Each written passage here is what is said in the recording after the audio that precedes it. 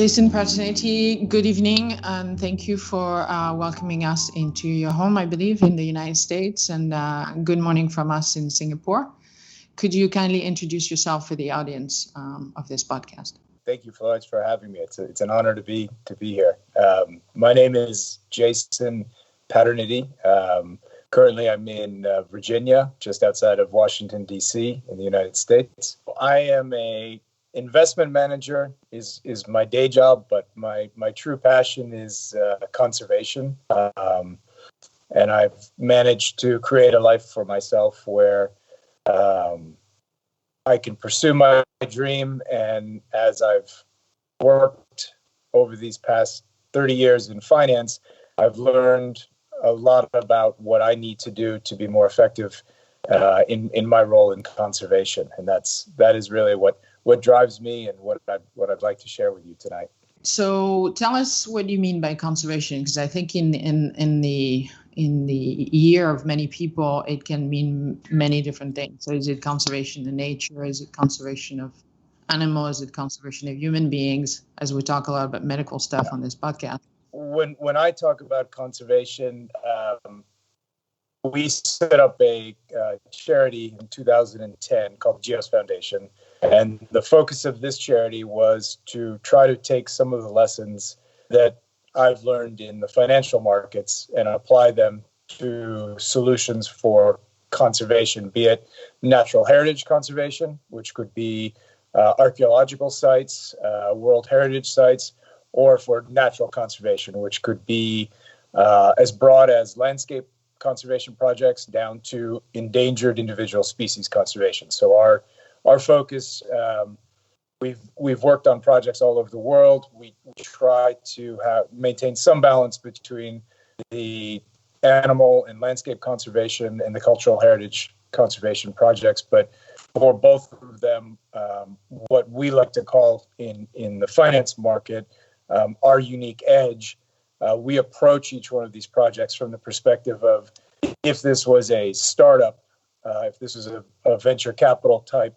opportunity, we would look to understand who are the project sponsors, who are the operators, what are their unique skill sets, what resources do they have, what resources don't they have? Is it capital? Is it just financing for a project, or are they specialized in a unique aspect of nautical archaeology, for example? They've spent their entire career understanding wooden hull construction methodologies, but don't necessarily have the training to understand how one undertakes negotiating with governments for permits to operate in host countries, the logistics, project management of moving materials and people to a remote, difficult site, how to manage the financing, how to fundraise for their project. So what we found over the years was really our niche was to be able to resource, not just financially, which we do, but also technically provide capabilities to fill in the gaps of what we always look for is someone, either an individual or a technology, that has the opportunity to really change an outcome in a particular space, be it for, we've worked in Guatemala to identify Mayan ruins using a technology this was back in 2010. We used one of the first LiDAR systems operated on a drone in order to rapidly scan a forest area to look for remains using a LiDAR band of technology, which was very successful. But it from our perspective, what we like about these projects is when we can use a small investment in a technology that can leverage an outcome and have a greater impact. So as we look at landscape or endangered species conservation, our focus is not just to raise money to save the elephants or to save the rhinos, but to try to find a meaningful solution to if our immediate goal is to reduce poaching in a particular area, can we find a unique way, potentially a high-tech solution, but oftentimes it may just be a solution that comes from the bush that hasn't been thoughtfully applied at scale. And we can talk a bit about what that means. But from our perspective, really our goal is to be the risk taker to support these projects, to get them off the ground, out of the nest, and then larger organizations that are better funded, are more stable platforms, but really aren't in a position to be able to take risk on these smaller startup opportunities. They look to us to prove the concept, demonstrate that it's a viable project, it's a viable project team. I always look for, coming from the financial markets, it's very easy to get into positions. It's very easy to get involved in conservation projects. It's a lot harder to find an exit for a project, not just in terms of an ongoing funding commitment, but the ethical obligation one undertakes when you get involved in these projects. It's very difficult to walk away from them. So before we get involved in a project, we tend to look to say, where is this going? What do we consider a successful outcome? How would we define that? And what happens after us? It's not just enough to go in emotionally and say, I care about gorillas. Many of us do. But if you want to have a long-term successful relationship with the animal, with the communities around, with the governments, we need to really think about how do we get into these projects, but also what happens when we have to step back. So our focus really is viewing ourselves as we like to prove the concept, and then we like to work with larger organizations that can't take the risks that we can take, but once we've proven that a technique, a technology, a management team is capable, we then look to push that opportunity, that solution upwards to larger platforms. And that's really what our focus has been on for the last 10, 12 years.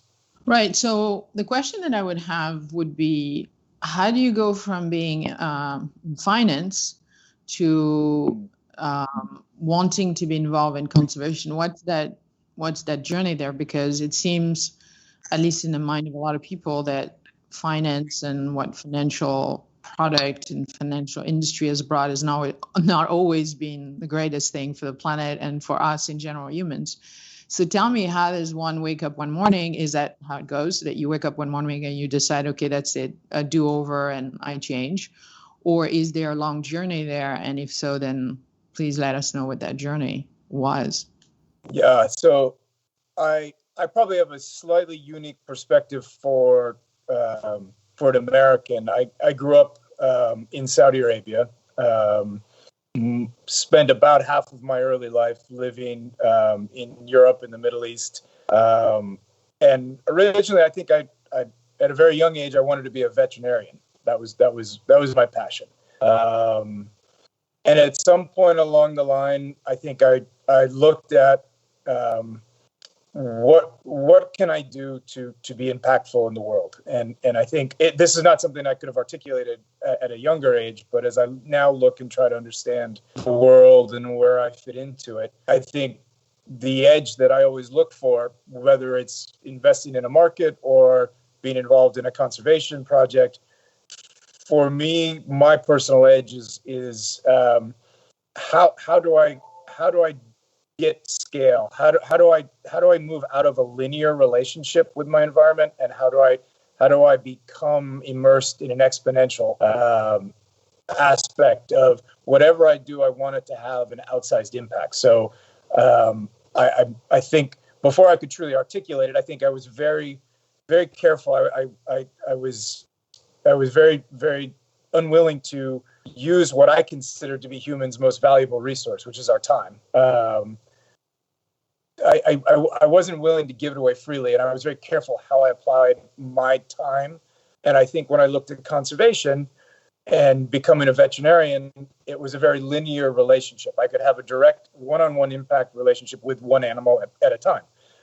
And I think as I thought about that, I thought maybe that's not the best use of my time, my skills. Maybe I might not be the best veterinarian. I might not have the innate skills to become a doctor, but perhaps my contribution could be elsewhere, and it could be in a much more meaningful, impactful way if I approach the problem from a solution that I was comparatively advantaged to solve. I probably wasn't smart enough or wouldn't have been able to make it all the way through medical school. And if I had, I might have been an average veterinarian. But I feel like the path that I've taken has been true to my passion of wanting to be involved in conservation, but in a way that allowed me to have a much greater impact than I think I could have had I just approached it from I'm going to study, I'm going to be a trainee, and then eventually I'll become a veterinarian and I'll help an animal one by one. And I think that's, conservation is for me, I think it comes down to I've never liked bullies, and I think my very visceral reaction to conservation is driven by, in very much a feeling that animals just want to live. They don't want Ferraris, they don't want fancy restaurants. They just want to live. They have a very simple approach to their environment, and we have the power to take away environments, life from these animals, and I feel like we have, particularly in the West, I think we want to enjoy the concept of elephants and rhinos and giraffes roaming the plains in Africa. And it's a wonderful thought, but there's also a great responsibility to the countries, to the communities, and to the animals, that have to share those scarce resources. So I think where it comes together for me is I made a decision early in life that approaching problems as I understood them intuitively, I was always looking for how can I have a greater impact. And I wanted to stay involved in conservation, but for me, I realized perhaps my path would be slightly different in how I got there. And I'm glad that happened. Working in finance, as you said, there are definitely some negatives to it. But I think I've learned a lot about what works and what doesn't work. And what I see in conservation today is an amazing group of people that are very well-meaning. You have people who dedicate their entire lives as scientists, as researchers who are in the field, and they do a great, amazing work. There are amazing organizations.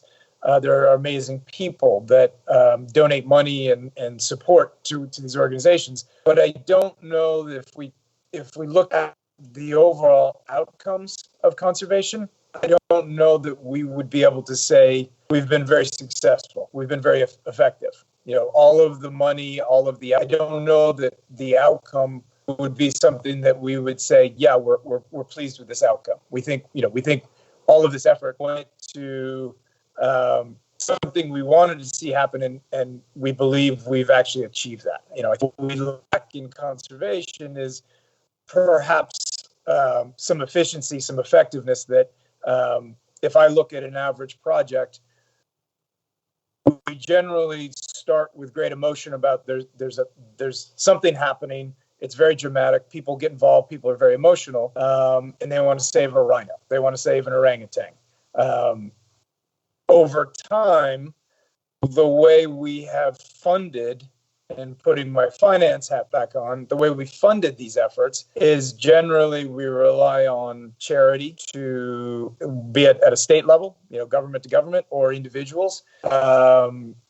We rely on a very unsound source of funding for our projects. So we map out these very large scale, multi-year projects that are very expensive to maintain, and then we create a financing model to execute on that plan, which relies on a very unstable short-term flow of donations. And very quickly, but COVID's a great example for conservation.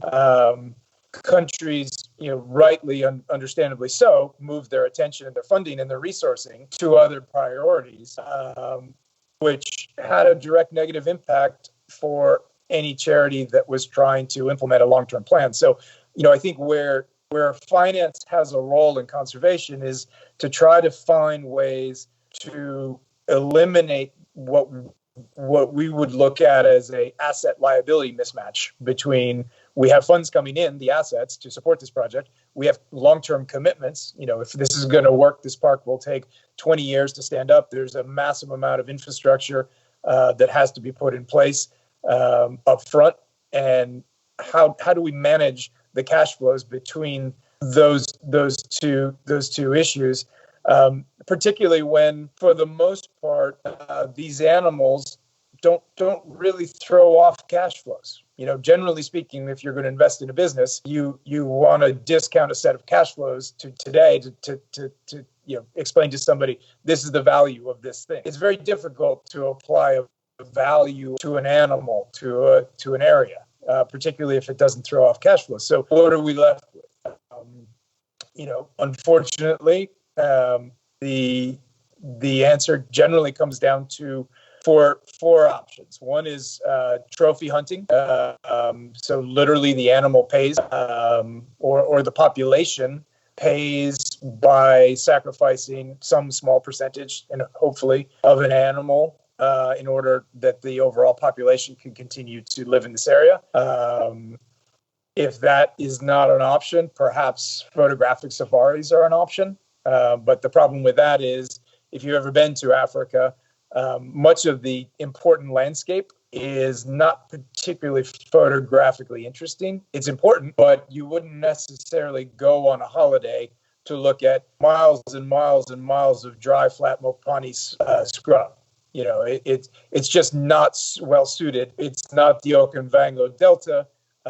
So what do you do with the 90% of Africa that isn't beautiful and interesting? You can't really have photographic safaris there. So what are your options?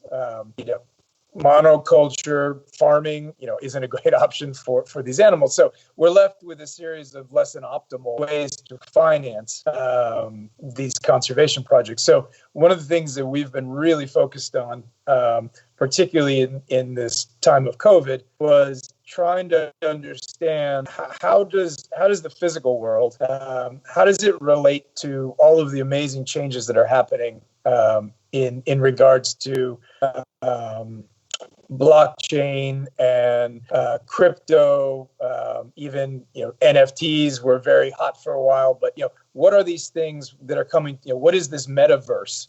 This kind of parallel world that is developing, and is it truly completely separated from the physical world? Is there anything? Does it operate and exist in total isolation to the physical world, or is it perhaps a bridge to connect us? And that's one of the things that we're exploring now, which is really exciting for us. When we look at the opportunity to, I'll give you an example. Let's say that you go up into your attic and you find a vase or a rug, and you look at it and you say, I don't have a need for this rug or this vase. Maybe I'll sell it. What's it worth? Well, if you go to your local community, your local village, wherever you live, there's probably not many people that are interested in buying a vase in your immediate circle of friends and people around you. But if you were to find a market for vases, if you were to find a market for rugs, obviously then you would be able to discover what is the value of that asset to someone who likes a vase or someone who likes a rug. Yeah. So as we start thinking about and perhaps we can talk a little bit about COVID's impact on conservation, but as we started thinking about what are these animals? These animals or these landscapes. We have, under our responsibility, when we're operating in these national parks, we have access to truly unique assets and resources. The very reason we're there is because the population of black and white southern rhino were near extinction in early 2010. So they're truly a scarce resource in that sense. So if you take the analogy of a vase and you say it has no intrinsic value, there's no way to monetize that vase. There's no liquidity that can be derived from that vase if it's just sitting in your attic. But if you take it to a marketplace where people are buying and selling vases, you will discover the clearing price that someone is willing to buy or sell vases, and you will be able to monetize that asset. So you say, well, what does that have to do with conservation? Well, in the time of COVID, most of the funding for many of these parks comes from tourism. People from around the world come to visit. in the time of COVID, everything was shut down all over the world, and these parks lost the primary source of revenue that kept everything going. So we had to start thinking about how do we continue to find ways to connect people to these parks, to these animals, to keep them relevant. We decided to work with an organization called Real Vision, which is a wonderful group that produces long-form content for the financial markets. So they have interviews very similar to this, long-form, in-depth conversations with various market participants about their views about the market, about their history, how they became the person that they were. And it's a very interesting format, and it's very creative. And we said, well, let's work with these guys, and let's create basically a Netflix for conservation. So rather than going on YouTube and looking at a series of videos of lions or elephants, we said, what's really going on here? What's really going on with Netflix is it's a network. Yeah, it's a platform that connects people to topics that they're interested in, and the real value is not necessarily the content; it's the platform itself. Yeah, it's the more people that come to the network, the more valuable the network becomes. And it's not a one-way street. If you think of YouTube, you not only watch videos, but you can also upload videos. So the idea of a network effect for Peace Parks, which is the organization that I'm affiliated with in Africa, was to say, how do we connect people to these parks, particularly when we can't actually visit them? So we started with, we're going to change the format. We're actually going to create a platform like Netflix. So we now have a unique delivery mechanism to share the park with the world. So what are we doing? We're taking that vase, taking it out of the attic, and we're taking it to a marketplace, and we're creating liquidity for that asset. So in our world, what that means is we're not just taking a video of a rhino and posting it on YouTube. What we're doing is we're bringing the reality of being a veterinarian, of being the CEO of Peace Parks, of being a counter-poaching ranger. And we're telling their story through video on these channels. So we're connecting someone sitting in San Francisco that loves the charity with the actual human beings that are sitting in Africa trying to do these jobs. And just like we're talking right now on my iPhone, they're in the park. They have 5G, so we can stream content directly from the field. And we can actually tell their personal stories. And what I found on every single project I've worked on is what people remember, and what's actually important to people is not if we're down in Tobago looking for a Dutch shipwreck, if we're in Egypt looking for evidence of pre-pharaonic habitat and settlement structures. What the people who are involved in those projects remember from those projects are the connections in the experiences with other people. And I think what we found is, if you remember, if I'm old enough to remember having watched the Jacques Cousteau series on television, and what were people doing? They were looking at fish, they were looking at dolphins, absolutely. But what were they really doing? They were living that adventure through this show, and they were connecting with other human beings. So what we want to achieve with this new project is we want to take that metaphorical vase, that we want to take a rhino, and we want to actually bring it as something that people can participate, be involved with, adopt, if you will, that individual animal. And for the first time in our history, we have the ability through blockchain technology to start looking at ways to actually metaphorically convey the spirit of these animals into a relationship with somebody sitting in Singapore, that you can actually have a direct connection with that animal, not just the concept. So we're super excited about that. The other aspect of this, which gets really back to the financial markets and finding sustainability for that asset liability mismatch problem, is as we look at the world and how it's evolving, many of these parks have access to hydropower, solar power, stranded energy sources. And as we look at what's happening, whether you love Bitcoin or you hate Bitcoin, what it allows for the first time in history to do is, if you're mining Bitcoin inside of a national park in Malawi, for example, using 100% sustainably sourced stranded energy from a waterfall, you have the opportunity for the first time to capture that energy that otherwise would go to waste. It would just continue. Gravity would just take it down the river. You have a means to monetize that energy source in a completely non-invasive way. It's not doing anything to the environment. In fact, you're actually now creating that mythical cash flow that I was talking about earlier. You now actually have, inside of this conservation park, you have the opportunity to monetize, create a cash flow that provides the financing opportunity on a sustainable basis, not just for the animals in the park, but also it creates jobs. If you're going to put a mining facility, a Bitcoin mining facility, inside of a national park, there's no pollution.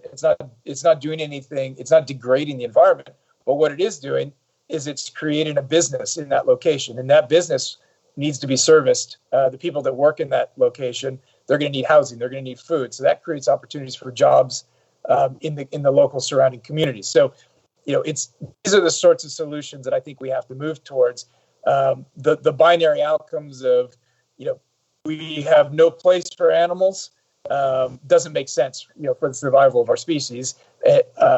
Nor does having a militant view of humans should just leave these animals completely alone. These communities have to leave the parks. These animals just have to have complete control of these areas. Neither one of those options, are realistic. We have to find a way for animals and humans to share the scarce resources, the land, the water, and find ways to make it sustainable. And that's really my focus. And I think what drives me is trying to take what we do in finance and apply it in a way that is actually useful and makes a difference for us. So I think you've taken us to the digital 21st century edge with the terms that are flying around here and most of the audience is familiar with. But let's bring this down back to human beings' experience, which I think we all very interested in understanding.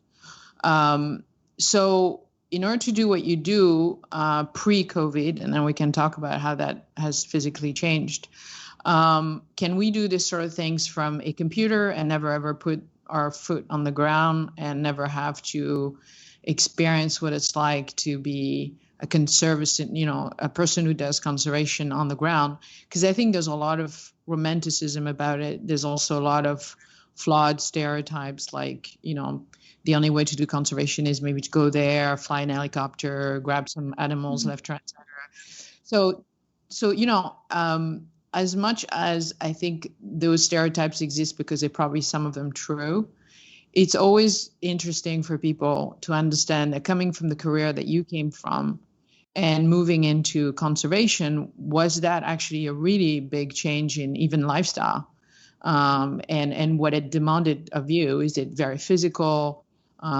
Is it financially demanding because you have to basically stop buying other stuff because you have to invest in travel? You have to live in the local country. Is it dangerous physically because you're upset a lot of people? These are the things I think that help us understand the context in which these battles can occur. Yeah. The reality is, most people will never have the opportunity to travel from their home country to a place like Africa. It's just financially, it's beyond most people's means. So what can we do to create those connections for people? How do we, if you can't go there yourself, whether it's because of COVID or just the reality of few of us will ever have these opportunities, there must be something about Africa. There must be something about, these open spaces, these landscapes, whether it's in the Arctic, whether it's Africa, it must say something about who we are, that we there is a need for people to connect to these places. So, I think technology is a tool, nothing more. It's a way for us to create richer, deeper, more meaningful connections for people, to other people, or to these landscape, these places. And I think there absolutely is the opportunity for people to experience Africa and understand what is the life of a veterinarian, of a ranger, like in a virtual way that wasn't possible even 10 years ago. And I think we'll see a lot more of that. In terms of if you are physically involved in conservation, it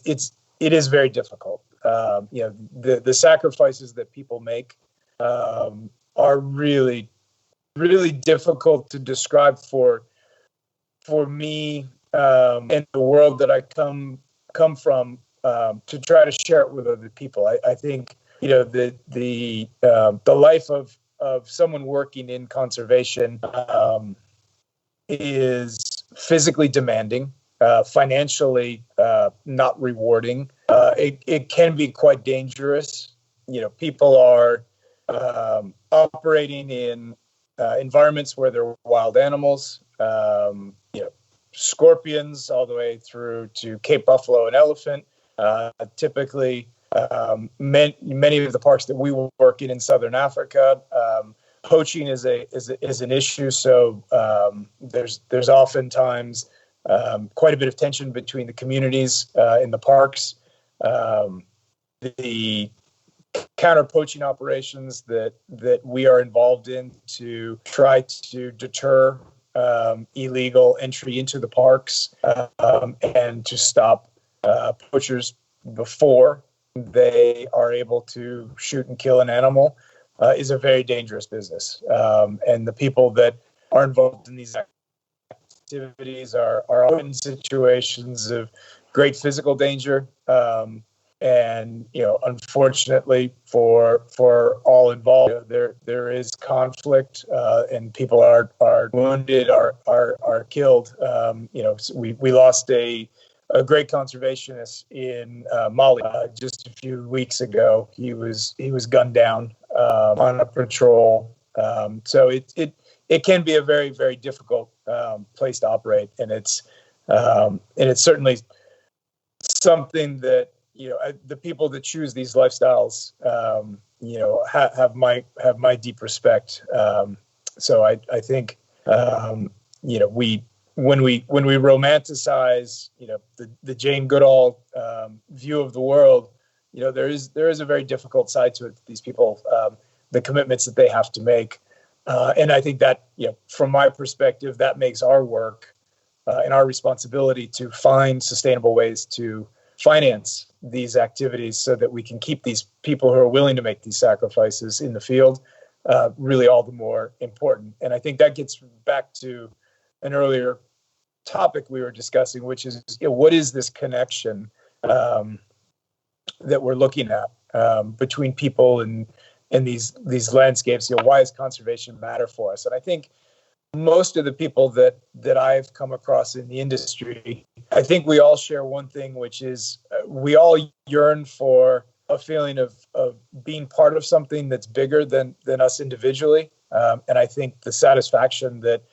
whether you're involved as a small donor, whether you've committed your entire life to working in the field, I think the aspect of giving in to pursue something that has a greater meaning than your own individual life and circumstances, I think actually gives us all meaning and purpose. And I think that is what I find is what keeps people in conservation. And my hope is that when people are able to, even if it's remotely, even if it's virtually through these new technologies, if they're able to experience just any small part of that feeling of being part of something larger than themselves, giving their own lives purpose and meaning, I think we've done something very important, which is in the markets.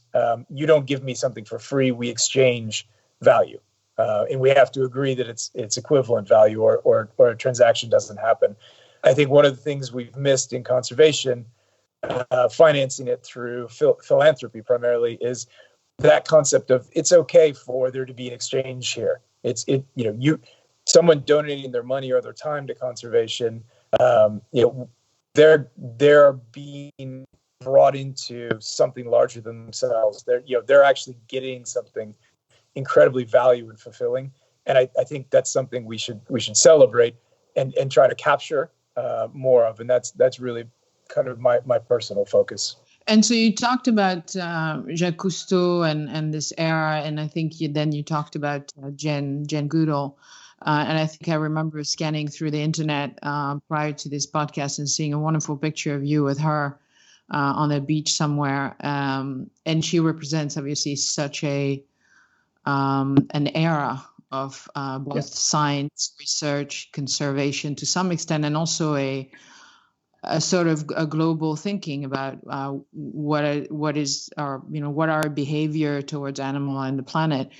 Do you think that this era, I mean, Cousteau is long gone, but do you think that this era can be bridged, and the new era of conservation and big people like this, so well-known figure, can be replaced by technology to some extent and make it therefore much more approachable for everybody, even if you're not special? Because we don't have TV anymore that have these programs that everybody's watching, because everybody's watching everything. So this is somewhat lost, and given the age generation that we're talking about, I don't see, perhaps because I don't know enough about the field, I don't see new younger folks in the millennial that are such well-known figure as she was or as Cousteau was.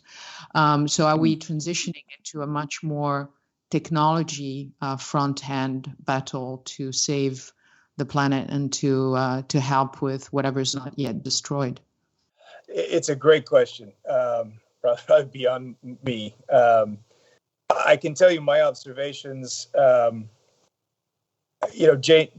Jane is an interesting person, and she has a public persona, and when you see her in person and you see how other people relate to her, it's almost as if there's this bubble around her. When you're physically in her presence, people are afraid to approach her, to connect with her. And I had a great experience once where she was visiting, and we had a few people over to the farm, and everyone was afraid to approach her.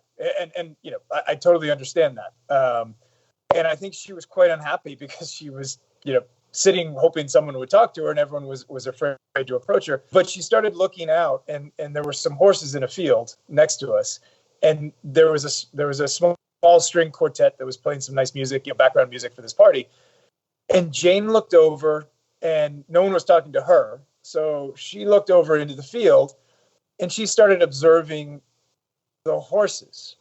And what was interesting about that moment was those horses had never heard Mozart in their lives, I promise you. But they were focused on these instruments, and they were listening to this music. And it was just such a perfect sort of, I think, encapsulation of what the question you just asked, that there were a group of 30 or 40 people that were at this one place just to meet and interact with Jane, the movie star, the TV star, and they were afraid to engage with her out of respect, but nonetheless, there was no connectivity there.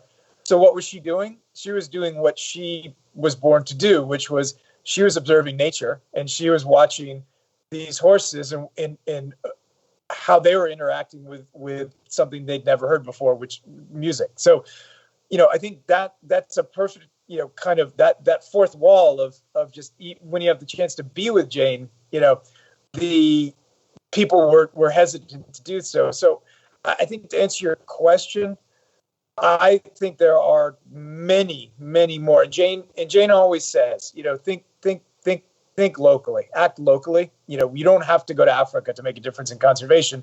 You can work in your own community. She has a wonderful program called Roots and Shoots, and the whole idea of it is to have your children in their school find a project that's relevant to conservation in your area, that they can focus on a small stream, whatever it is. I think what is wonderful about the next generation of conservationists is they're passionate, but they're tech savvy and they've learned, they're influencers and they have followings. And I think what we're going to find is Cousteau and Jane Goodall came into our worlds, into our homes from TV, and we all watched the same thing. I think what we're seeing now is social media platforms are allowing people who may not be as famous to have their voices heard and to connect with people, and they have their own followings. And I think that's a fundamental change that's happening throughout society. And I think it's absolutely a positive for conservation, because there's no question in my mind that I was born in 1970. We really didn't have conservation in many ways was kind of became a concept that people focused on in the 1970s. And Jane actually once said, I think the most wonderful thing that gave me hope is she said, I hope that my generation is the last generation that leaves this planet worse than we found it. And I think that is something we may be seeing. I think not necessarily my generation, but I think the generation coming up behind us, I think they are absolutely focused on making sure that that inflection point, they leave the world better than they find it. And will they be successful or not? I don't know, but it's in their collective consciousness, and I know it's important to them. So I have hope. That's good. I think another question that for me is very fascinating, which is part of what you describe as your new business approach to this, is I was struck listening to a Netflix documentary where I heard someone said, for as long as an animal is worth more dead than it's worth alive, we're not going to change any of this thing. And I thought this perverse incentive of having developed several negative incentives around doing the right thing is very pervasive in medicine. We know that we don't do prevention; we do disease care, disease management. Yeah. It's strikingly true in environment, I think, as well. And I think changing the incentive is perhaps a very good way to go around it. What do you think? Yeah, for sure. And I think that, that relates directly to this concept of, if people don't understand nature and conservation, they're not going to care for it. They're not going to value it. And I think one of the aspects of understanding the importance of nature is best described as there's a wonderful organization called Wild Aid, and they work primarily in Southeast Asia, messaging, and they Yao Ming in China and Hong Kong with shark fin. They've worked. One of the projects that was just absolutely brilliant was they identified this was a few years back. They identified seven or eight of the private schools in Hanoi represented the bulk of the school children who came from a certain socioeconomic bracket whose parents would have been able to afford the cost of a rhino horn. And this is going back now a few years, but the retail price. We heard stories that a large male rhino horn, could trade for as much as $1 million US in Hanoi. How do you stop? To your point, you're in Mozambique, in a small village, in a community, next to a national park. The per capita GDP might be $200-400 US. That poacher, if he's successful, might make $10,000 US in a night. That will change his life, his family's life, his community's life for a generation. So, you're not going to stop as long as someone's willing to pay $1 million for a horn at the end of the chain. There will be a young man who has no better option than to go into the bush, risk his life to shoot this animal. He's not doing it because it's fun. His incentives are very clear, and you can't blame him. And I think what this charity did, which I thought was fantastic, was they focused on these school kids, and they held a series of events where ultimately, I don't know what the number was, 3 or 4 children from each one of these schools were actually brought to South Africa and they were brought to a rhino orphanage. And this rhino orphanage was filled with baby rhinos whose mothers had been shot and killed. And these animals, had been found by the rangers the next day.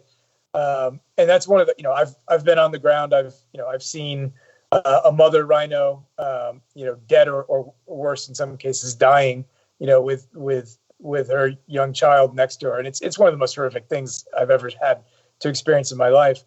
But they brought these young children to these orphanages, and they explained to them what they were seeing, why these animals were orphaned, and then they sent these kids back to their parents. And I think the recognition of, we're not going to change the incentives, the behavior patterns of a 55-year-old male. I'm probably pretty set in my ways as well. You're not going to change certain things about who I am and what I think and what I want to do.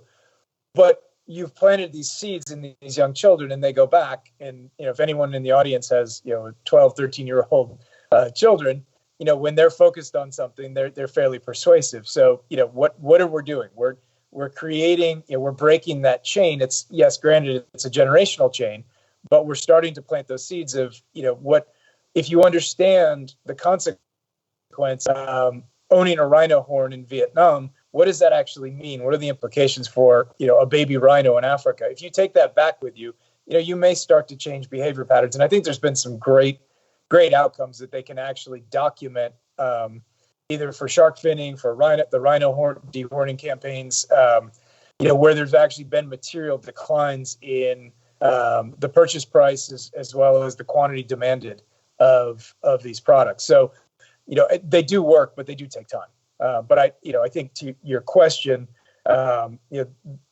those connections are absolutely critical to make, whether you're proactively trying to connect someone to something they care about, or you're using this as an opportunity to educate somebody about what are potentially the unknown, if not unintended, consequences of an action like poaching a rhino. So before we ask you what's your weird sauce for life, let me ask you one more question, which I think is connected to what you just said, in relation of this pandemic that we are sadly still in, where isolation, lockdowns, various formats of separation that has been put upon us because of public health has brought a lot of realization of what was missing in a lot of people's life, ability to even go into a green space for weeks on end, ability to smell fresh air, to let alone be around other people or animals. Do you think that this quote unquote great reset, although I'm not sure it's that big of a reset, has actually had an impact with more eyes on computers and more sense of what was lacking?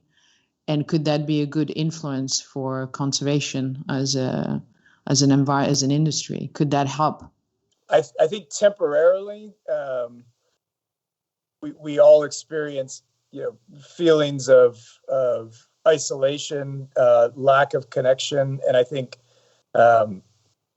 some people have looked at that and said, I want to rethink what's important to me in my life. What is it that I care about? What should I be doing? And I think connecting.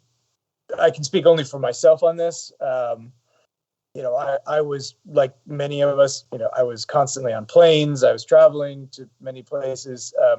And my world slowed down to a halt, and it gave me the opportunity to, not just reflect and think about what was important to me, but it also gave me the opportunity to spend quality time with my family, with people that, we were so busy living life, we didn't realize how quickly it was passing by. So, I think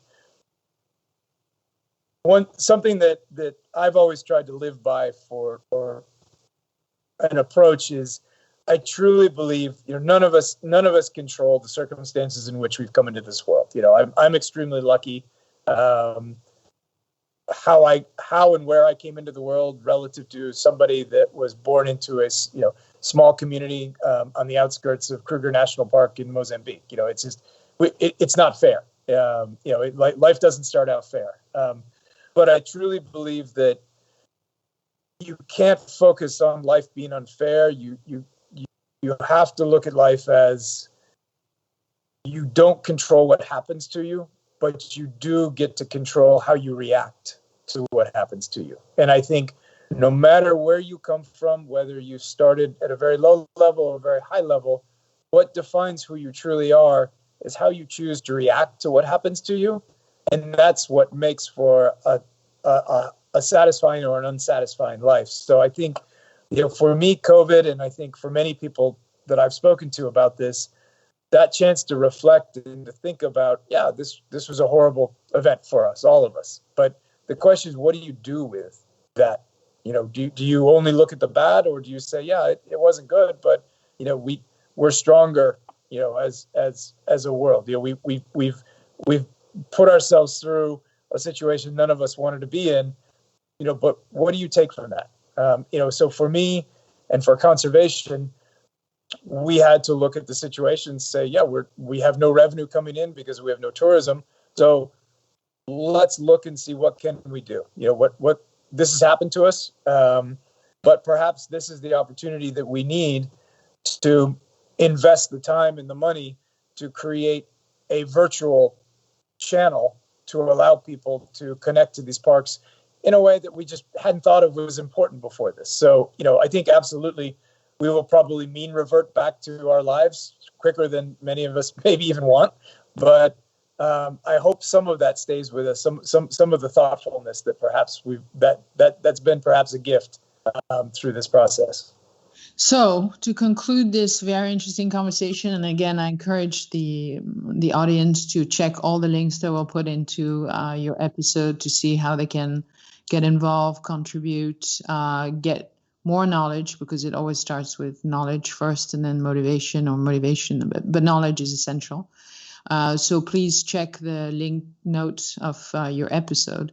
And to conclude this, of course, like what we do with all our guests, after such an interesting life, which is hopefully not finished, what has been your weird sauce? What has been the weird sauce that you want to share with the audience that has powered you through that and will power you through the rest of your years? Yeah, that's a great question. For me, the special sauce is actually something that's available to all of us. Risk is my special sauce. Risk is like a spice that you add to a dish. And normally when perhaps you think about risk, you think about it in terms of something that you want to avoid, you don't want in your life, that it's a bad thing. And particularly in markets, risk is often something that we spend a lot of time trying to understand, trying to manage, and where we can avoid it. But portfolio theory also has this concept of adding additional risk assets to a portfolio can actually reduce the overall expected volatility of return. And in fact, you have to take on more risk in order to achieve an outcome that you seek. So I think it's funny you mentioned my age. That's actually one of my tricks is when I think about my age, I think about it the inverse of how we normally think about it. So I say to myself, if I live to be 82 years old, and I'm 50 now, I have 32 years left in my life. I haven't lived 50 years. I have possibly 32 years left. What is that? That's 11,800 odd days left in my life. That's very clarifying. That's not a lot of time. That's 1,600 Tuesday nights. This is I'm talking to you on one of my remaining 1,600 Tuesday nights that I will have. And I think when you start to measure and value your time in that sense, it becomes very important to you, and you start to think about what am I doing? So I think my special sauce is recognizing how valuable the time that we hopefully have. I mean, I could get hit by a bus tomorrow, so this may be my last Tuesday. So I think once you put yourself in that frame of mind of you understand how valuable this time is. Jeff Bezos had, I think he came up with this concept of regret minimization, which is I think is just a fantastic theory of he makes all of his decisions, if I understand this correctly, on the basis of not what could go wrong, but if I don't do this thing, if I choose not to act, will I regret having not done it? And I think that's just wonderful because that's how I try to live my life. The one thing I swore to myself was when I was younger was that no matter what, I didn't want to have regret. Whatever my life was, I just wanted it to be interesting. I wanted to be useful, but I didn't want it to end and end with regrets. So I think, for me, that special sauce is nobody likes to be outside of their comfort zone. But one step beyond where you're comfortable is where all the growth and all the fun is. And I think that to me is if you can add that spice of risk into your life, it really, for me, that's where we really grow, and I think that's what makes life worth living. Jason Paterniti, thank you very much for the most precious thing, time. And also wishing you many, many Tuesdays ahead, as many as 30 years plus can provide. And stay safe as one can be, considering that risk is your thing. And thank you once again for this long conversation. Thank you very much. If this conversation stopped you in your track, share it with your network. You never know whose life you might change for the better. Thank you for listening. Stay curious about our next guest, and stay curious about life.